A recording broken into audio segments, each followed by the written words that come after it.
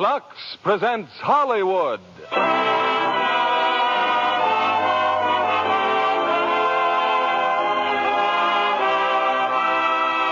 Lever Brothers Company, the makers of Lux Toilet Soap, bring you the Lux Radio Theater. It's a wonderful life. Ladies and gentlemen, your producer, Mr. William Keighley.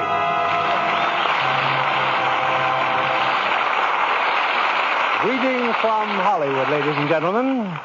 Tonight we bring you one of the season's most inspiring hits, a Liberty Films production that's been nominated for the highest screen award.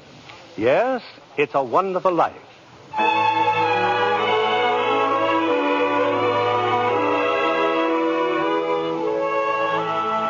This is the story of George Bailey, citizen of Bedford Falls, New York.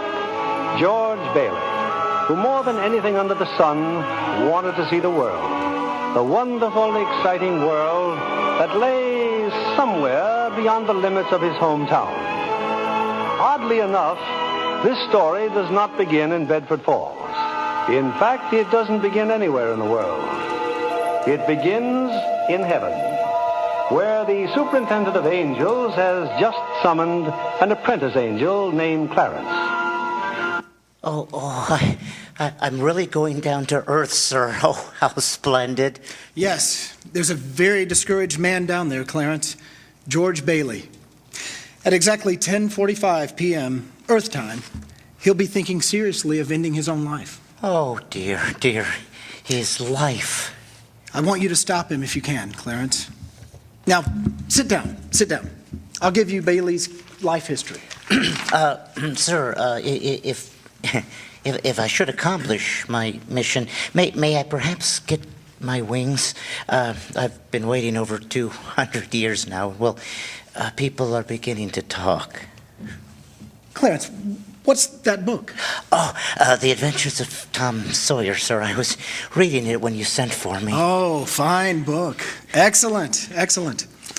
Well, you do a good job on George Bailey, and we'll see about getting your wings. Oh, thank you, sir. Now listen, when George Bailey was a boy, two events occurred that you should keep in mind. One was when his young brother Harry fell through the ice and almost drowned. George saved him. Okay, so brother fell through the ice. George saved him? Ever since, George has had a bad ear. All that icy water, you understand. Yes, bad ear. Yes, sir, yes. The other event came just a few months later.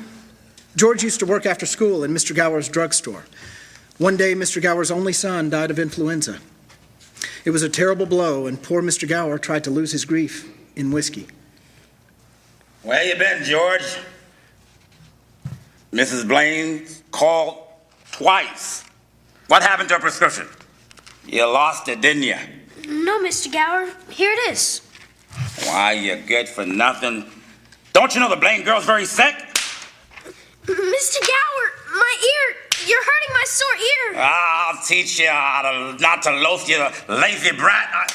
Mr. Gower, you know what you're doing. You put something wrong in those capsules. Oh, shut up! I know you feel bad, but look, Mr. Gower, look. This bottle you used to make up the capsules. It's poison. Poison? Don't hurt my sore ear again, Mr. Gower. Poison? Oh, George. It's why I didn't deliver, Mr. Gower. All I wanted was to make sure. George! Well, Clarence, that was George Bailey as a boy. When he grew up, he wanted to go to college, and there just wasn't the money. So he worked 4 years in the Building and Loan Association. Building and Loan Association? Oh, I forgot to tell you. George's father was in the building and loan business. He and George's uncle, Billy. High ideals and low bank account. Anyway, George worked for his father and saved enough to see him through the university. That summer, though, he was going to go to Europe. Got a job on a cattle boat. Do a little traveling before college. Boy, oh boy, it's hard to realize it's my last night in that old Bailey boarding house. We're sure gonna miss you, George. I'm gonna miss you too, Pop. Hey, what's the matter? You look tired. Had another tussle with that old Harry Potter. I thought when you put him on the board of directors, he'd ease up. Well, so did I. I just can't understand a man like Mr. Potter. He can't begin to spend all the money he has. Well, I guess he owns about everything he wants in Bedford Falls, except our building and loan, and that's what makes him hate us. Hey, George, can I borrow your tuxedo studs? Yeah, help yourself, Harry. Well, where are they? In your suitcase? No, I'm not taking a tuxedo in a cattle boat, you know? Say, where'd you get that suitcase anyway? Mr. Gower, going away present. One of these days, you're gonna see that bag all covered with travel labels. Italy, Baghdad, Samarkand. Gonna have a pretty full summer, huh? I'm gonna have a pretty full life. Hey, why don't you come to the dance tonight? What? I'm bored to death? Well, you couldn't want a better death. Lots of pretty girls. Hey, I gotta hurry.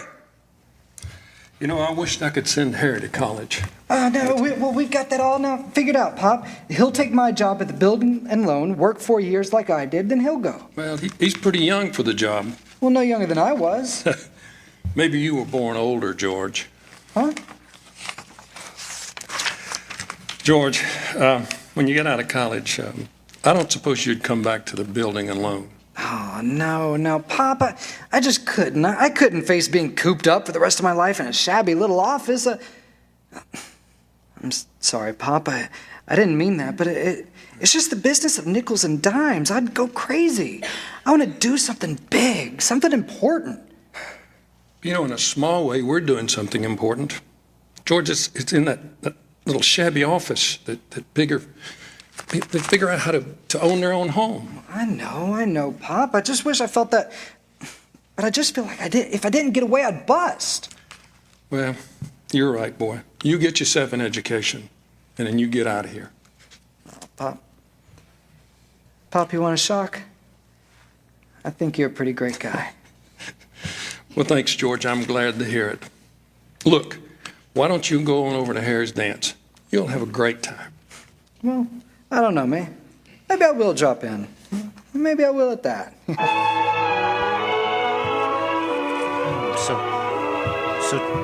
So George Bailey went to a dance, but is that important, Joseph? Well, Clarence, it was the dance where he met Mary Hatch. Oh. And 3 hours later, he was walking her home. George and Mary were feeling pretty good, Clarence. As a matter of fact, wonderful. Buffalo gals, can't you come out tonight? Come out tonight, can't you come out tonight? Buffalo gals, can't you come out tonight? And dance by the light of the moon. That's all. That's beautiful. Like an organ. At least. Gee whiz, you know something? If it wasn't me talking, I'd say you were the prettiest girl in town. Well, why don't you say it? I don't know. Maybe I will. Hey, how old are you anyway? I'm 18. 18? Is that too young or too old? No. It's just right. So sort of fits you.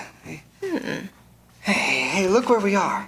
Oh, yeah. It's the old Grenville house. Yeah, I gotta throw a rock. Oh, no, don't. I love that house. Don't you know about deserted houses? You make a wish and then you throw a rock. Oh, but George, it's such a lovely old place, and I wish I lived here. In there? Yeah. I wouldn't live in it as a ghost. Now, take a look. Watch. Here we go. How about it, huh? Pretty good shot, huh? Broke a window, huh? What'd you wish for, George? I don't know. Not just one wish. A whole hatful, Mary. I'm shaking the dust of this crummy little town off my feet, and I'm going to see the world. Italy, Greece, the Parthenon, the Colosseum. And then I'm coming back here and go to college and see what they know, and then I'm going to build things. I'm going to build airfields and skyscrapers 100 stories high and bridges a mile long, and then I'm going to... Well, hey, Mary, what is it you want? What do you want? You want the moon? You just say the word, and I'll give you the moon. Okay, the moon. I'll take it. Then what? Then what? Well, then you could swallow it, and it'd dissolve like an aspirin, you know, and the moonbeams would shoot out your fingertips and the ends of your hair, and do you think I'm talking too much? Yeah. Why don't you just kiss her instead of talking her to death? How's that? Youth is wasted on the wrong people. Well, hey, just a minute, mister. Hey, you come on back here, and I'll show you some kissing. George. Hey, Uncle Billy, look, I'm gonna kiss Mary real quick. George, Watch. get in the car quick. Your father's had a stroke. What? George, hurry.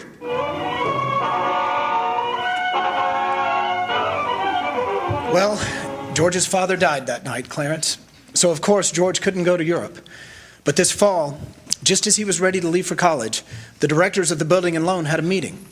They were going to appoint a successor to Mr. Bailey. Oh, I just think that's really awful. Goodness, What's this going is on? terrible. I don't understand what's going on. No idea what's happening. What was that you said, Mr. Potter? I said as long as Peter Bailey's dead, let's dissolve the building and loan. We don't need it. Now, wait a minute. No, you wait a minute. Peter Bailey was not a businessman. Ideals without common sense can ruin a town. What do we get? A discontented, lazy rabble instead of a thrifty working class. Oh, come on now. Wait, hold on a second. Who do you think you are? George. Now, wait a minute there. Why my father ever started this cheap penny-ante building and loan, I'll never know. But just remember this, Mr. Potter, that this rabble you're talking about, they do most of the working and paying and living and dying in this community. Well, is it too much to have them work and pay and live and die in a couple of decent rooms and a bath? Anyway, my father didn't think so, and people were human beings to him. But to you, a warped, frustrated old man, they're cattle. Well, in my book, Mr. Potter, he died a much richer man than you'll ever be. I'm not interested in your book, George. I'm talking about the building and loan. You're talking about something you can't get your fingers on, and it's galling. That's what you're talking about. Well, this town needs this measly one-horse institution, if only to have some place where people can go borrow dollars without crawling to you. Oh, come on, Uncle Billy. That's a good idea. Well, what happened, George? Yeah, all we heard was a bunch of yelling. Boy, oh boy, you should have heard George. Yeah, they're voting us out of business, I'm sure. Who cares? I can get another job. I'm only 41. 45. Will you get out of here, George? You missed your boat trip. You want to miss college, too? George, we just voted Potter down.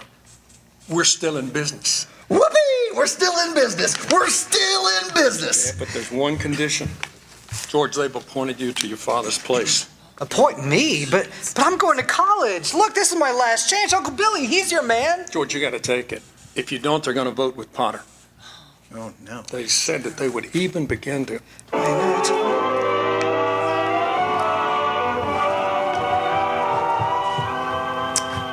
I know, George Bailey didn't go to college. That's right, Clarence. He gave his college money to Harry. Harry went instead. But what happened to that good-looking girl, Mary? Oh, George saw her now and then. Not very often, though, because Mary went away to school, too. Anyway, George waited 4 more years for Harry to come back and take over the building and loan. He could still see the world. He planned to work in the oil fields, Venezuela. Except when Harry came home, he wasn't alone. There was a girl with him, his wife. George. Yeah, I'm out here on the porch, Mother. Just thought I'd get some air. Well, how do you like your new sister-in-law? She's swell. Looks like she can keep Harry on his toes. Yeah, keep him out of Bedford Falls, anyway. What do you mean? Well, Ruth's father, he's got a wonderful job for Harry up in Buffalo. Buffalo? Well, that means you can't... Yeah. George, did you know Mary Hatch is back from school? Yeah. Nice girl, Mary. Oh, stop grunting. Give me one good reason why you shouldn't call on Mary. Well, Sam Wainwright. Sam's crazy about Mary. Well, she's not crazy about him. Well, now, how do you know that? Did he discuss it with you? How do you know? Besides, Sam's away in New York. Oh, and all's fair in love and war. All right. Okay, Mother, I'll go and find that girl and do a little bashing and necking. Oh, George. Well, goodbye, Mrs. Bailey. By the way, do you want a book at the library? Library? George, you go and see Mary. Do you hear?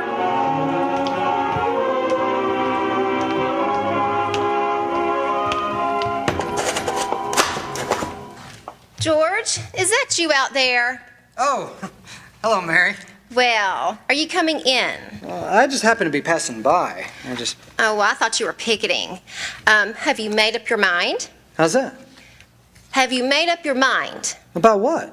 About coming in. You know, your mother just phoned and she said you were coming over. My mother just, what'd she mean? I just happened to be passing by, that's all. Well? Well, all right, I'll come in for a minute. I mean, I didn't tell anybody I was coming over here. I felt I can't even just walk around without, when did you get back? Tuesday. Well, where'd you get that dress? You like it? Yeah, it's all right. Well, no point in standing here on the porch. Just come on in. I still can't understand it. I didn't tell anybody I was coming here. I just... Would you rather leave? Well, no, I don't want to be rude. I guess I'll sit down for a while. Well, it's not about your brother and Ruth, isn't it? Oh, yeah. Yeah, it's all right. Don't you like her? Oh, yeah, of course I like her. She's a peach. Oh, just marriage in general you're not enthusiastic about. No, marriage is all right for a lot of people. I mean, it's all right for Harry and Sam Wainwright and you. For Sam? Mary, It's George Bailey, Mother. what's he want? I don't know. What do you want? Me? Not a thing. I just came in here to get warm. You just tell him to go right back home. Sam said he'd call you tonight from New York, didn't he? I guess so. How about some music? You know, your mother needing you to know I didn't come here to just... What did you come here for? Well, I don't know. You're supposed to be the one with all the answers. You tell me. Oh, then why don't you go home? I don't know why I came here in the first place. Good night. Good night. Mary, the telephone. Mary! The way you're shouting, you think that... You think what? Mary! All right, I'll get it. George, on your way out, would you mind turning off the phonograph? Already done. The doggone crazy song. Hello, Sam? Mary, gee, it's good to hear your voice. How are you, Sam? I forgot my hat. Hee-haw! What? I was just talking to an old friend of yours, George Bailey. Old Mossback George? Old Mossback George. Well, put him on. I want to talk to him too. Okay, wait a second. George? He doesn't want to speak to George. He does so. He asked for him. What, did you call me? Because if you did, I'm in a hurry. Sam wants to talk to you. Oh, well, okay. Hey, hiya, Sam. Hey, fine pal you are. Trying to steal my girl? What do you mean? No, nobody's trying to steal anybody's girl. Here, Mary, take the phone. No, wait, George. I want to speak to you both. Tell Mary to get on the extension upstairs. He says to get in the extension upstairs. I can't. Mother's on the extension. I am not. We both can hear. You know what? Just put your head a little closer. Okay, that's better. We're listening, Sam. Well, I've got a big deal coming up that's going to make us all rich. George, you remember that time you told me about making plastics out of soybeans? Soybeans. Yeah. Soybeans, yeah. Well, my father's checked into it, see? And now he's going to put up a factory. How do you like that? Factory, huh? And here's the point, George. I may have a job for you, unless you're still married to that broken down building and loan. Mary? I'm here. You tell that guy I'm giving him the chance of a lifetime. You hear? He says he's giving you a chance of a lifetime. And now you give me that phone. Here's George again, Sam. Now you listen to me, Mary. George! I don't want any plastics, and I don't want any job, and I don't want to get married ever to anyone. You understand that? I don't want to. I want to do what I want to do, and you're gonna trick. You're George! Perry. Oh, I love you, man. I love you. Well, so George Bailey and Mary Hatch were... Yes, George and Mary were married. And they started off on their honeymoon in Ernie Bishop's taxicab. Hey, where are you two going on this here new honeymoon? We're gonna shoot the works, Ernie. A whole week in New York, a whole week in Bermuda, the highest hotel, the oldest champagne, the hottest music, and the prettiest wife.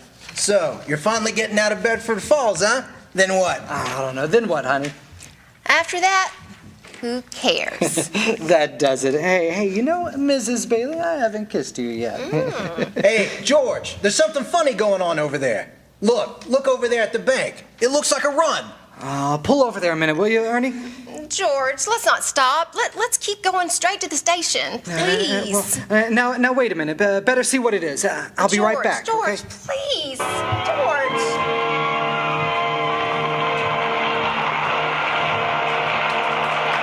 Two of It's a Wonderful Life.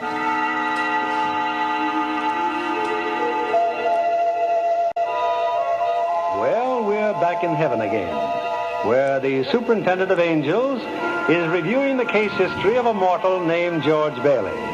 Clarence, the apprentice angel, is very eager to depart on his mission to the earth. Oh, poor George Bailey. Oh, he's certainly in desperate trouble, Joseph. I'll go to him at once. Now you sit down, Clarence. Sit down. We're nowhere near the point where George Bailey is thinking of taking his life. Oh, we're not. Now, where were we? Oh, yes. George and Mary had just started out on their honeymoon when they ran smack into the financial panic of 1932. In the waiting room of the building and loan, 100 frantic people were clamoring for their savings. Hey, what's going on over here? Come on now. This is outrageous. Money is up, George. Come on now. I don't have anything. I had to hand over all our cash. Holy mackerel. The whole town's gone crazy, I tell you. But the bank's in the same spot we are. Oh, and our charter, too. What charter? Our charter says we have to stay open till 6 p.m. The state can take away our license if we don't. How can we stay open till 6 without any money? George, where are you going? Well, out to talk to these people. Come on. Come on, Bailey. We got money in here. We got our money. Now, listen, folks, listen, just a minute, please. Now listen, wait a minute now. You're thinking of this place all wrong. Your money's not here. What? Well, your money's are in. Where's our money, George? What's our money? Your money's in people's houses. It's in the Kennedy house, and the McLaren house, and your house, and 100 others. I mean, now what are you going to do? Foreclose on them? I've got $250 in shares. Now let me get them. Well, all right, Charlie. You'll get your money in 60 days. 60 days? No way. Well, now, 60 days? Look, that's what you agreed on when you bought your shares. I got my money. Old man Potter's taking over the bank. He'll pay you 50 cents on every dollar. What? 50 cents on the dollar. Well, let's take our shares to Potter. Now, look, wait a minute. Wait a minute, please, folks. I beg of you not to do this. If Potter gets hold of your shares, he'll be owning the building and loan. And he's got the bank, he's got the bus line, he's got the department store, and now he's after us because he wants to keep you living in shacks and paying the kind of rents that he decides to charge. Now, we can get through this thing all right, but we've got to stick together. We've got to have faith in each other. My husband's out of work and we need money. And I got doctor bills to pay. I can't feed my kids on faith. Yeah, come on. You gotta have the money now. Let's do it. It's ridiculous. How much do you need? We still got some money. Hey, Mary. Okay, here it is, George, and you hold on to it, and we would have made a nice honeymoon. And some furniture, too. All right, okay, wait a minute, folks. Listen, I got $2,000 here, all right? Tom, how much do you need? $240. Now, Tom, just enough to tide you over. I said $240. Okay, Uncle Billy, give him Tom $240. All right, Ed, how much just to get by? $20, I suppose. All right, now you're talking. Mrs. Thompson, how about you? $20 will do for me. Okay, good. $20. Uncle Billy, pay it back. Pay it back when you can now. All right, who's next?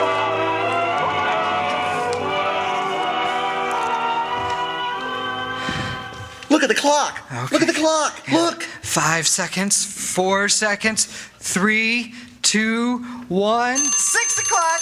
Oh, we've made it. Lock the door, Eustace, quick.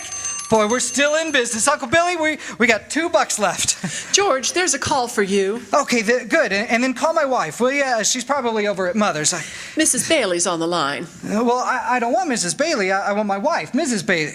That's my wife. Okay, well, give me the phone, will you? Hey, Mary. Listen, I'm sorry. Come home. What home? 323 Sycamore. Well, whose home is that? Well, Mary, how can I sure...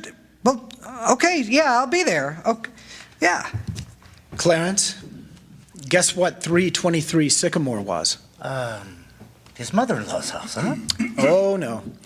Number 323 Sycamore was the old Granville house, the one George threw rocks at when he made wishes. Yes, sir. That's where they spent their honeymoon. That's where they started housekeeping. They were still living there 2 years later when Old Man Potter asked George to stop over at his office. Sit down, George. Sit down. Here, have a cigar. Oh, well, thank you, sir. Now, George, you're a young man, married, making, say, $40 a week at the building and loan? 45. 45. Huh? Now, if you were an ordinary yokel, I'd say you were doing fine. But George Bailey is intelligent, ambitious. He hates the building and loan almost as much as I do. He's been dying to get out of town ever since he was born.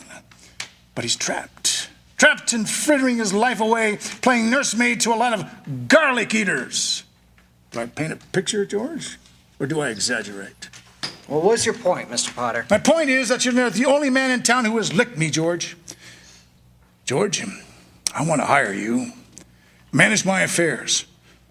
I'll start you off at, let's say, $20,000. $20,000 a year? Mm-hmm. Are you sure you're talking to me? I'm George Bailey. Do you remember the building and loan? Yes, George Bailey. Look, whose ship has just come in, providing he has the sense to climb aboard. Well, what about the building and loan?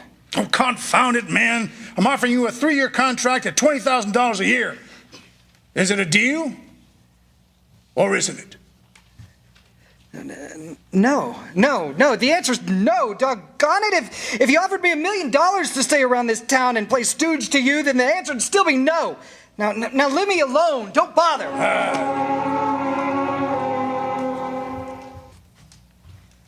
George, what did Mr. Potter want? It was nothing. He just wanted to talk. Gee, Mary Hatch, why in the world did you marry a guy like me anyway? To keep from being an old maid. I was gonna see the world. I was gonna build things, and I was gonna give you the moon. What have I given you? Not even a dress, not for months. Gee whiz, I feel awful. So do I. Mornings especially. You could have married Sam Wainwright or anybody else in town. I didn't want to marry anybody else. I want my baby to look like you. You didn't even have a honeymoon, and I promised you that. You what? My baby. You're on the nest? Well, Mary had her baby, Clarence, a girl. Oh, you don't say. Then she had another one, a boy. What do you know? Night after night, George come home late from the office. Things weren't good with the building and loan, though. Potter was really bearing down on him. Then came the war. Mary had another baby by then. Oh.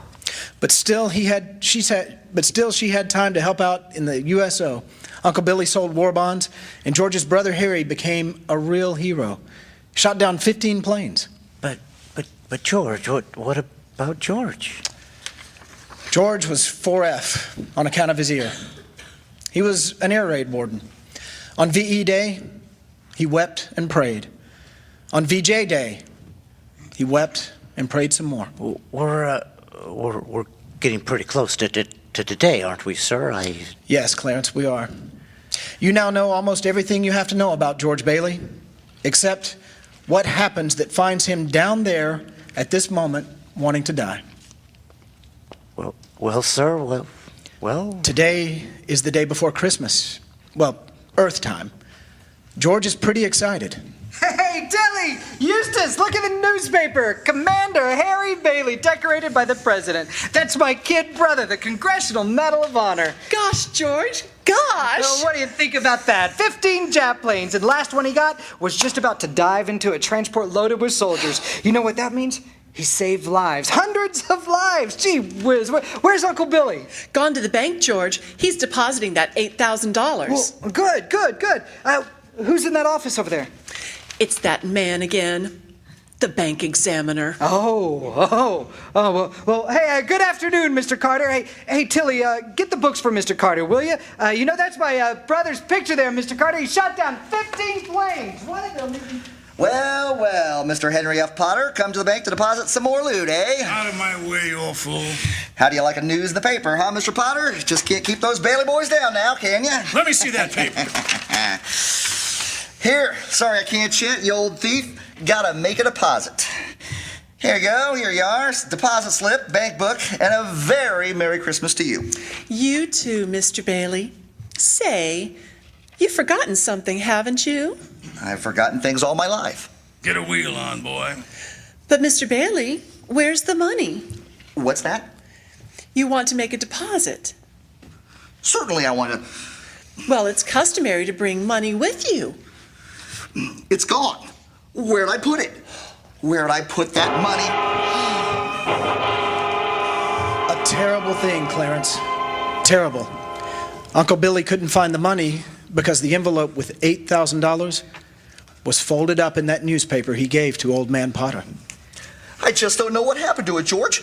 I just don't know. Well, $8,000, Uncle Billy. The bank examiner's here. It's not our money. It belongs to the depositors. George, what are we going to do? We've traced every step I took. We can't stand here in the street. Now, are you sure you didn't put the envelope in your coat pocket? I think so, maybe.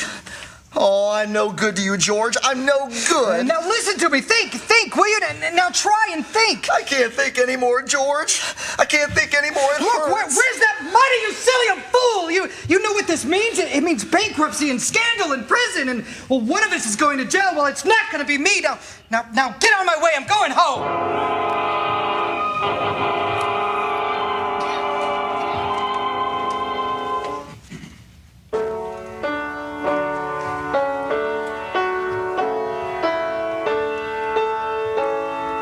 George, dear, what's wrong?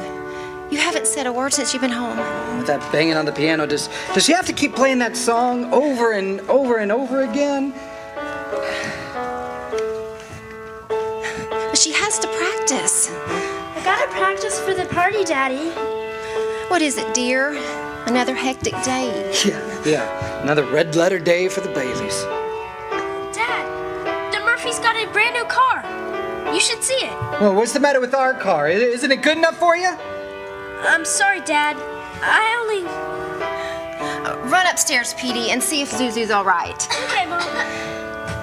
No. What do you mean, see if Zuzu's all right? What do you mean? You know, she caught a cold coming home from school. She just didn't button up her coat. Well, what is it? What do you mean, just a cold? George, the doctor says nothing serious. What? The doctor? Was the doctor here? You know, I thought he'd better look at her. It's this drafty old house. It's no wonder we all don't have pneumonia. Might as well be living in a refrigerator. We don't have to live here in the first place and stay around this measly, crummy old town. George, what happened? Everything's happened. You call this a happy family? Why did we have to have all these kids? Daddy, how do you spell frankincense? I don't know how you spell it. Ask your mother. Where are you going? Upstairs to see Zuzu. Hello? Yes, thank you, Miss Welch. I'm sure she'll be all right. Who's that? Miss Zuzu's teacher. What? Oh, yes. The doctor says she'll be fine tomorrow. Here, give me that phone. No. George! Mrs. Welch? This is Mr. Bailey. Say, what kind of teacher are you anyway? What do you mean sending Zuzu home like that half-naked? Do you realize she'd probably end up with pneumonia because of your stupidity? You know, maybe my kids aren't the best-dressed kids in town, but at least Hello? For heaven's sake! J.D., will you stop playing that lousy song? Now cut it out! Stop it! Daddy!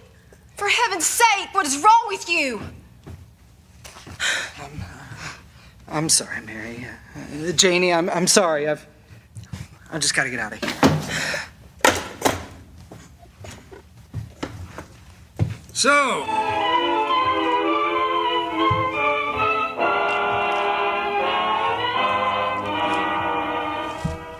George, you're short $8,000 in your accounts, huh? Please, Mr. Potter, I'll pay any sort of bonus. If you still want the building and loan, I'll be glad to work out. You say it was lost? Have you notified the police? No, sir, I haven't done that yet. I mean, Harry's homecoming is tomorrow. Well, then why do you come to me? What about your good friend, Sam Wainwright? I couldn't get a hold of Sam. He's in Europe right now. Well, what kind of security would I have, George? What kind of collateral? Well, yes, sir. I have some life insurance here, a $15,000 policy. And how much equity do you have in it? $500. And you want $8,000? You know, you once called me a warped, frustrated old man. Well, what you are is a warped, frustrated young man, crawling on your hands and knees for help. Why don't you go to the riffraff you love so well? Ask them for help. I'll do anything, Mr. Potter. Please, please, help me. My wife and kids. I'm calling a district attorney. $500. You know something, George? You're worth more dead than you are alive. Now get out of here. Get out! And all the time, Potter had the $8,000 in his desk drawer. It's still there, Clarence. But where is George, sir? Where? Well, he went over to Martini's Cafe. He's had a couple of drinks, Clarence. He's just standing there, sort of in a daze. Come on. Oh, God. God, dear Father in heaven, I'm not a praying man, but if you're up there and if you can hear me, show me the way. I'm at the end of my rope. Just show me the way, God. Mr. Bailey, you all right? Don't drink anymore, please, Mr. Bailey. You don't feel good. Bailey? You say Bailey? Which Bailey? This gentleman is Mr. Bailey, George Bailey. George Bailey, huh?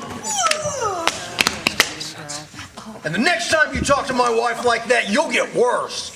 It isn't enough she's slaves teaching your stupid kids how to read and write. You gotta ball her out. You get out of here, Mr. Welch. You hit my best friend. You get out. All right, I'm going. Mr. Bailey, are you okay? Who is that? Mr. Welch, but you don't worry. You don't come in here no more. I go and get something for your face. You're bleeding. No, I'm all right. Please don't, Mr. Bailey. Don't drink that. Don't go like that. Just leave me alone. Oh, no. Please do not go this way. Just Mr. leave Bailey. me alone. Well, George left Martini's Cafe 5 minutes ago, Clarence. He's at that river now, on the bridge, looking at the water. Are you ready, Clarence? I'm all ready, sir. Very well. Save George Bailey's life, and you'll get your wings. Oh, my wings. Oh, thank you, Joseph. Off to George Bailey. Get away from that bridge. Do you hear me, George? George?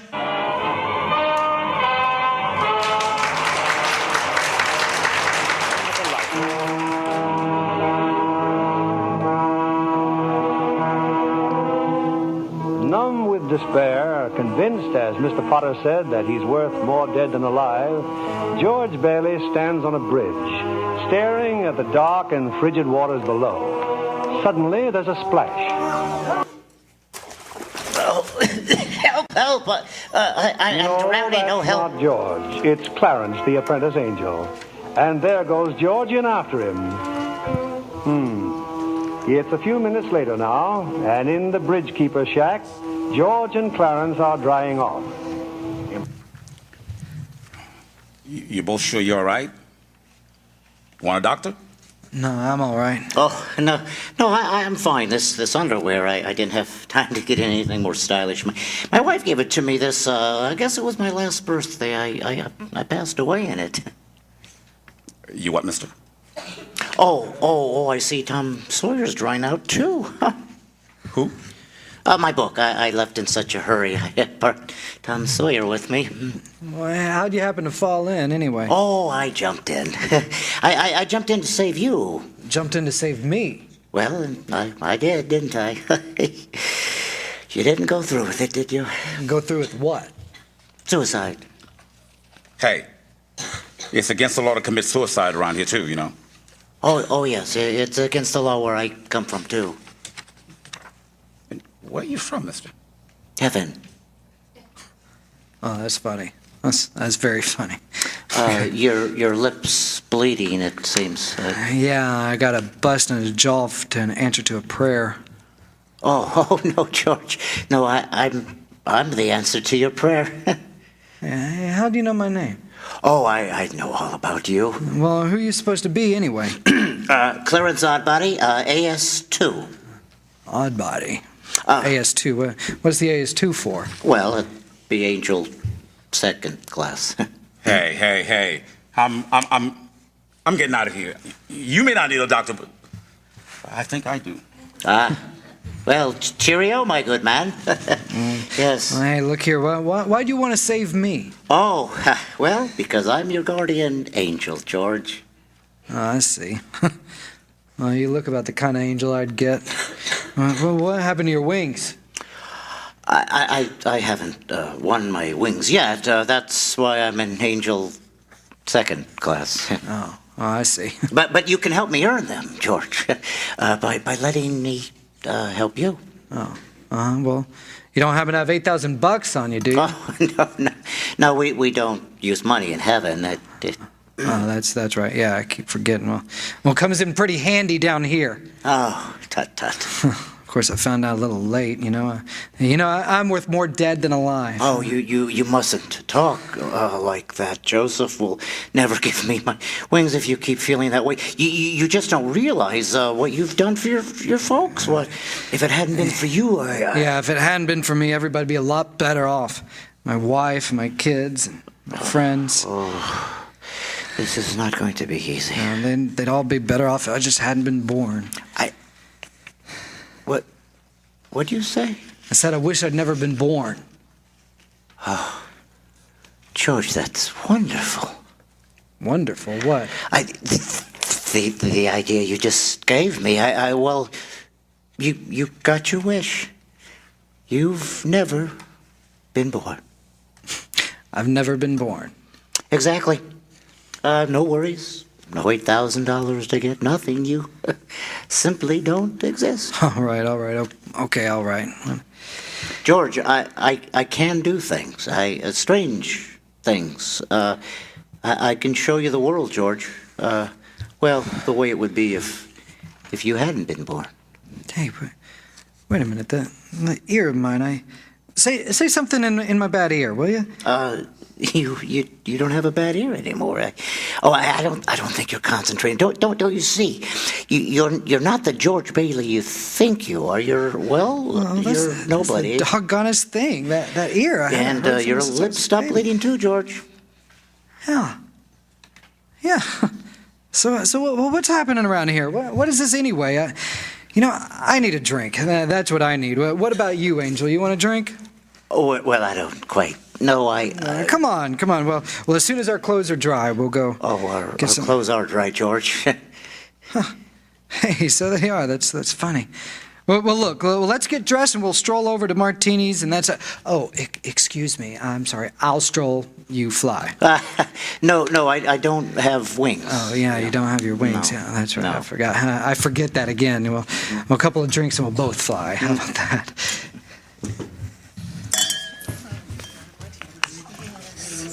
What do you have, fellas? Hey, where's the boss? Where's Martini? Look, wise guy, I'm the boss, see? Okay, well, a double scotch, quick, will you?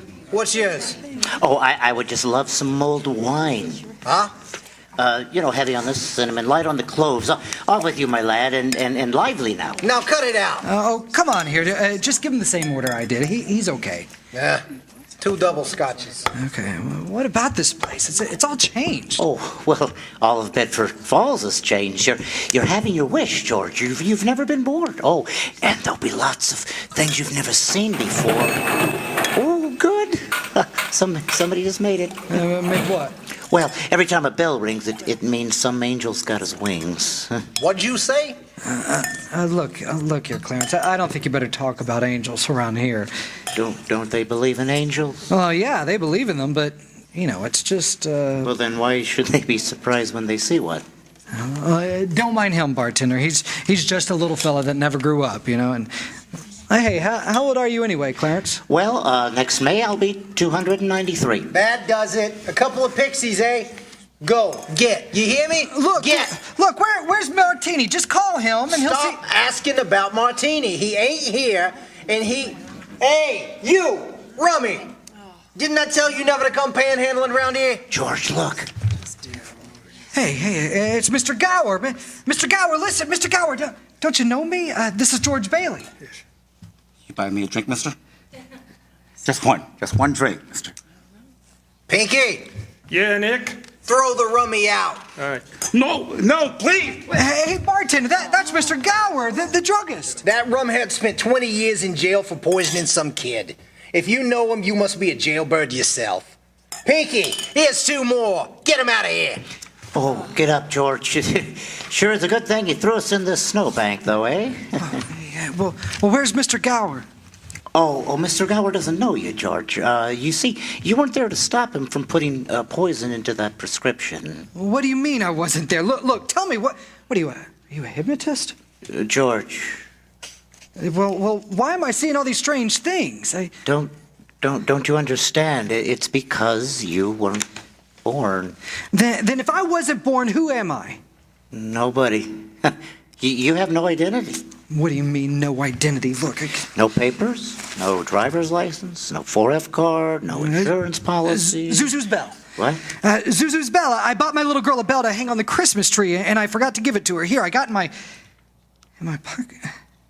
It's gone. It's gone too. Everything's gone. Oh, but you've been given a great gift, George. A chance to see what the world would be like if you'd never been born. You're crazy. You're crazy as a bedbug, and you're driving me crazy too. Now look, I'm going home to my wife and my family. Do you understand that? And I'm going home alone. Better not leave him alone, Clarence. Keep following him. Joseph, I'll stay near him, sir. Poor George, he's seen Main Street now the way it would be if he hadn't lived. The thing that's really shocked him, sir, is the building and loan office. No, what's there now? A pawn shop. What's he doing now? Can you see? Well, he's talking to Ernie Bishop, the taxi driver. I think he wants to go home. You'd better tag along, Clarence. Oh, I will, sir. Okay, come on, step on it, Ernie. Get me home. I'm off my nut. Where do you live, buddy? Doggone it, Ernie. Don't you start pulling that stuff on me. 323 Sycamore. 323 Sycamore? Yeah. Hurry up. Zuzu's sick. Okay, buddy. Hey, look, Ernie, I don't know what's happening. I'm going crazy or something. I've got some bad liquor now. Now, look, tell me this now. You're Ernie Bishop, right? And you live with your wife and kids down in... You seen my wife? Well, seen your wife? I've been to your house 100 times. We built it for you, didn't we? Look, bud, my wife took her kid and ran away 5 years ago, and I ain't seen you before in my life, see? Okay, Ernie, okay, well, just step on it. Get me home.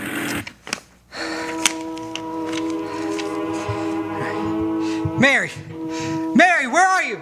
Jeannie, Petey, Zuzu, where are you? Oh, this is just an old abandoned house, George. You have no wife, no children. Oh, where are they? What have you done with them? There you are, Bert. Crazy. Just like I told you. All right, up with your hands. Oh, Bert the cop. Thank heaven you're here. Look, why don't you be a good fella, and I'll take you to the doctor. Bert.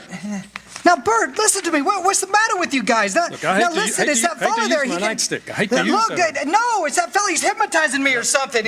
Run, George, run. He can't hit you while I'm biting him. George, run. My teeth aren't what they used to be. Joseph, help. Joseph, please. Where'd they go, Ernie? Where'd they go? I don't know. They just disappeared. Clarence? Oh, Joseph, I hope you don't mind my calling on you like I did. It was very irregular, Clarence. You're by yourself again. Where's George? Well, he's at his mother's house, sir. Well, if George has not been born, he has no mother. Oh, he's been very stubborn, sir. He'll just have to find these things out for himself. But his mother? That's a terribly bitter blow to a man. His own mother not knowing him? Oh, you mean I shouldn't have let him go? I mean, you'd better find him right away. Oh, stop biting policemen? Well, I'm here again, George. My mother. My own mother didn't even know me. If only Harry were here. If my brother were only back from Washington, then I could get this settled. No, your brother fell through the ice and was drowned at the age of 9. But that's a lie. He got the Congressional Medal of Honor. He saved the lives of every man on that transport. Every man on that transport died. Strange, isn't it? Each man's life touches so many other lives. Harry wasn't there to save them because, well, you weren't there to save Harry. Don't you see, George? you really had a wonderful life. Don't you see what a mistake it would be to throw it away? Clarence? Yes. Where's Mary? Please, where's Mary? Oh, I'm not supposed to tell you that. Tell me where she is. Well, you're not going to like it. Where is she? I'll choke it out of you if I have to. Now where's my wife? The library. She's at there. That's where she works. She's about to lock up for the night, though. So George, come back. Oh, okay. There must be some easier way for me to get my wings. Mary. I'm sorry, the library's closed. Mary, it's George. Don't you know me? No, I don't know you. Look, Mary, please don't do this to me. Please, Mary, help me. Get away. Where's our kids? I need you, Mary. Help me, Mary. Help me, Mary. I'm George. Leave me alone.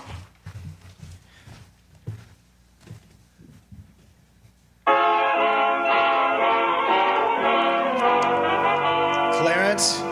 Oh, where is he, Joseph? Where's George? I'm afraid I've lost him, sir. You knew you shouldn't have let him try to see Mary. Now they're after him. A mob. They think he was trying to hurt her.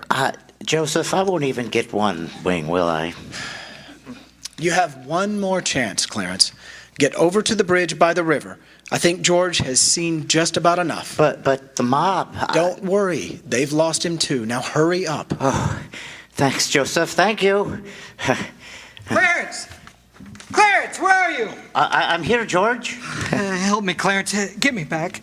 I don't care what happens to me. Only get me back to my wife and kids. Please. I want to live again.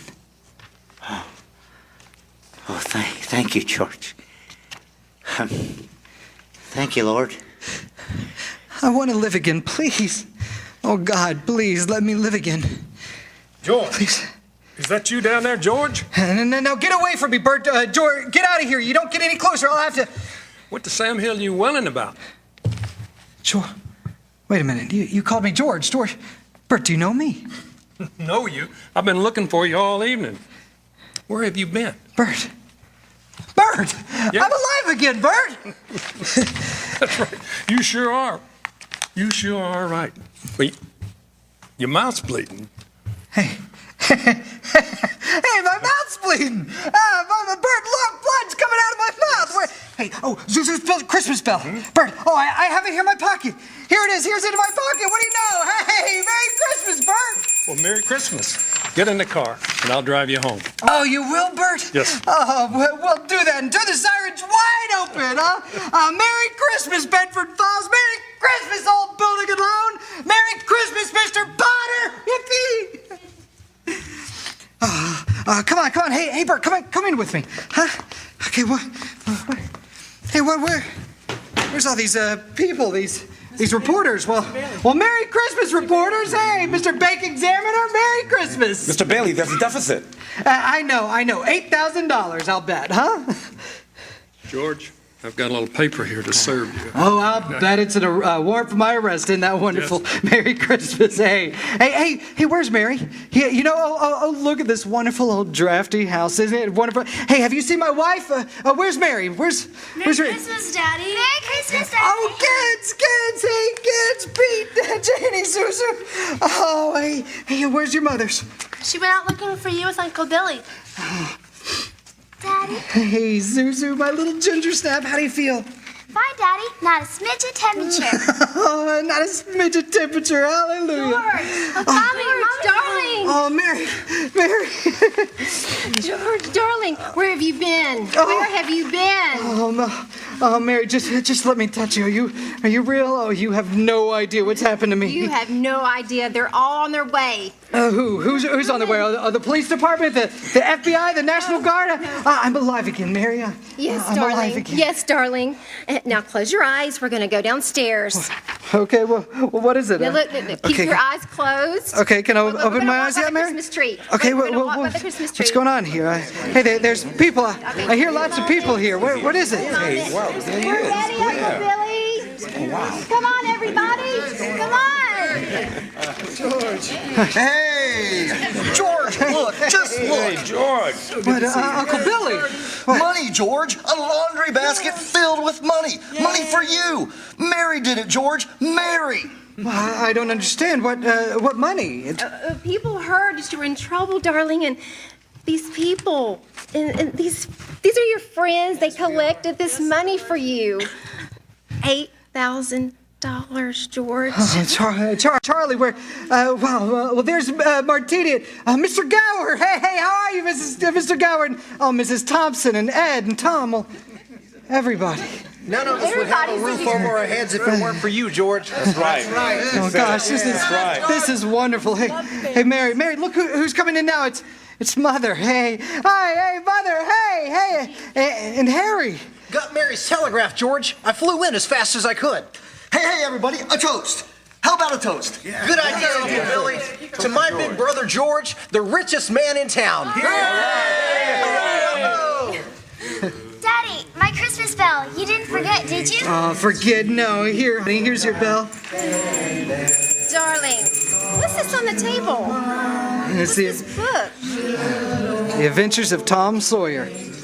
Look, it's got something written in it. Yeah, Dear George, remember, no man is a failure who has friends. Thanks for the wings, love, Clarence. Yeah, he's a very dear friend of mine. Daddy, Miss Walsh says every time a bell rings, an angel gets its wings. That's right, Zuzu. That's right. Attaboy, Clarence. Attaboy. Happy landing.